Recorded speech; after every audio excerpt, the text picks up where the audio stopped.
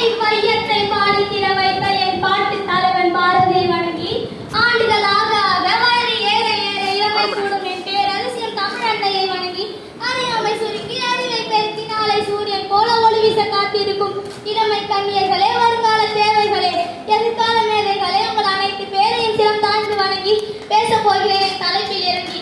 வரலாற்றை படிக்கும் பெண்ணாய் இல்லாமல் வரலாற்றை படிக்கும் பெண்ணாய் வாழ்ந்தவர். கணவன் கொல்லப்பட்டால் உடன் சேர்ந்து தானும் உடன்கட்ட ஏறும் பெண்கள் மத்தியில் 7 ஆண்டு காலம் பொறுத்திருந்து திட்டம் தீட்டி படையை சேர்த்து ஆங்கிலேயருக்கு ஆட்டம் காட்டி சிவகங்கையில் பறந்த ஆங்கிலேயர் கொடியை கீழ்த்தெறிந்து மீண்டும் தன் கொடியை பறக்கவிட்ட ஒரு வீர தமிழச்சி வீரமங்கை வேலுநாச்சியார். வாசமலர் தேடுவதும் ஆடவருக்கு சேவித்திருப்பதும் ஆமை போல் வாழ்வதும் கெஞ்சுவதுமாக கிடக்கும் பெண் அல்ல நான். புணரி நீராடி கலரி மதம் புரிய வந்தாலோ நான் குமரி என நான் பெருமிதம் கொள்ளேனும். இதனை புதுமாதர் ஒரு நாளும் மறவாரோ என்று பாரதியாரும் பாரதிதாசன் பிறப்பதற்கு பல ஆண்டுகளுக்கு முன்னே புதுமை பெண்ணாய் வாழ்ந்து காட்டிய ஒரு வீர தமிழச்சி வீரமங்கை வேலுநாச்சியார். இந்திய விடுதலையர் ஆங்கிலேயரை எதிர்த்து போராடிய முதல் பெண் மட்டுமல்ல, இந்திய அதில் போரிட்டு வெற்றியும் கண்ட முதல் பெண். தனது 50வது வயதில் ஒரு பெண் வீரமாக போரிட்டு தன் நாட்டையும் மீட்டெடுத்து ஆட்சியில் அமர் முடியும் என நிரூபித்து காட்டிய ஒரு வீர தமிழச்சி வீரமங்கை வேலுநாச்சியார். 1730ஆம் ஆண்டு ஜனவரி மாதம் 3ஆம் தேதி ராமநாதபுரம் சமஸ்தான மன்னர் விஜய் ரகுநாத சேதுபதிக்கும் சகந்தி முத்தாத்தா தம்பதிக்கும் ஒரே மகளாக பிறந்தார் வேலுநாச்சியார்.